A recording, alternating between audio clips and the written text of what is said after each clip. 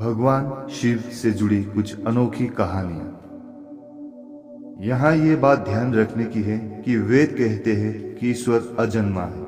यहाँ हम ईश्वर की बात नहीं करेंगे, देवों के देव महादेव की बात करेंगे, जो सबसे ज्यादा ईश्वर तुल्य है। हिंदू धर्म मान्यता है कि ईश्वर ने कुछ भी नहीं बनाया, उसकी उपस्थिति में सब कुछ स्वतः ही बनता गया।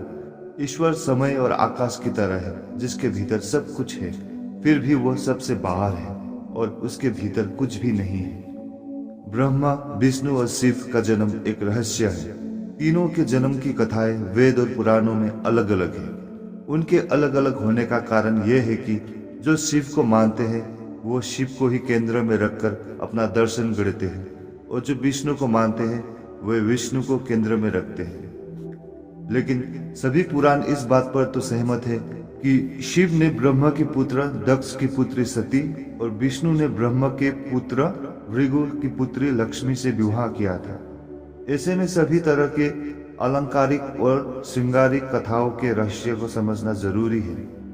अलग अलग पुराणों में भगवान शिव और विष्णु के जन्म के विषय में कई कथाएं प्रचलित हैं। शिव पुराण के अनुसार भगवान शिव को स्वयंभू माना गया है, जबकि विष्णु पुराण के अनुसार भगवान विष्णु स्वयंभू है।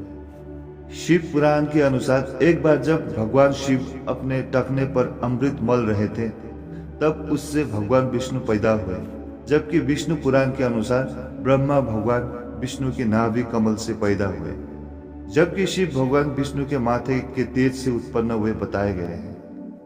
विष्णु पुराण के अनुसार माथे के तेज से उत्पन्न होने के कारण ही शिव हमेशा योग मुद्रा में रहते हैं।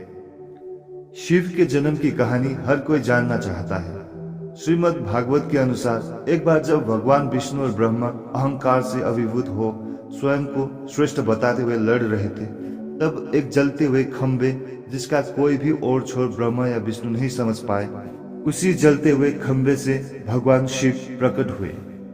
यदि किसी का बचपन है तो निश्चित ही जन्म भी होगा और अंत भी। विष्णु पुराण में शिव के बाल रूप का वर्णन मिलता है। इसके अनुसार ब्रह्मा को एक बच्चे की जरूरत थी। उन्होंने इसके लिए तपस्या की। तब अचानक उनकी गोद में रोते हुए बालक शिव प्रकट हुए। ब्रह्मा ने बच्चे से रोने का कारण पूछा तो उसने बड़ी मासूमियत से जवाब दिया कि उसका नाम ब्रह्मा नहीं है, इसलिए वो रो रहा है।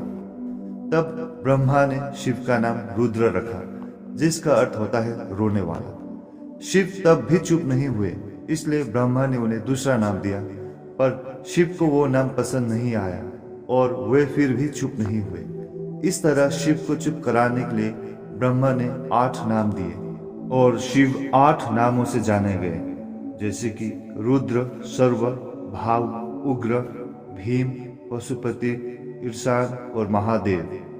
शिव पुराण के अनुसार ये नाम पृथ्वी पर लिखे गए थे। शिव के इस प्रकार ब्रह्मा पुत्र के रूप में जन्म लेने के पीछे भी विष्णु पुराण की एक पौराणिक कथा है।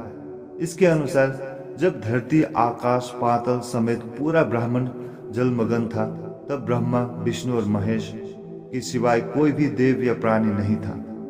तब केवल विष्णु ही जल सतह पर अपने शेषनाग पर लेटे नजर आ रहे थे।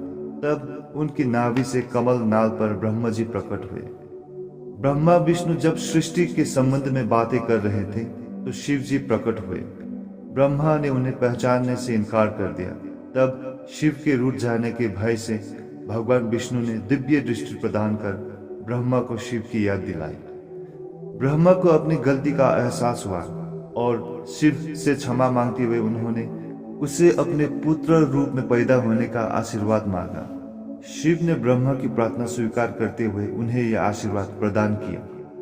कालांतर में विष्णु के कान के मैल से पैदा हुए मधुकैटभ राक्षसों के वध के बाद जब ब्रह्मा ने सृष्टि की रचना शुरू की तो उन्हें एक बच्चे की जरूरत पड़ी और तब उन्हें भगवान शिव का आशीर्वाद ध्यान आया। अतः ब्रह्मा ने तपस्या की और बालक शिव बच्चे के रूप में उनकी गोद में प्रकट हुए।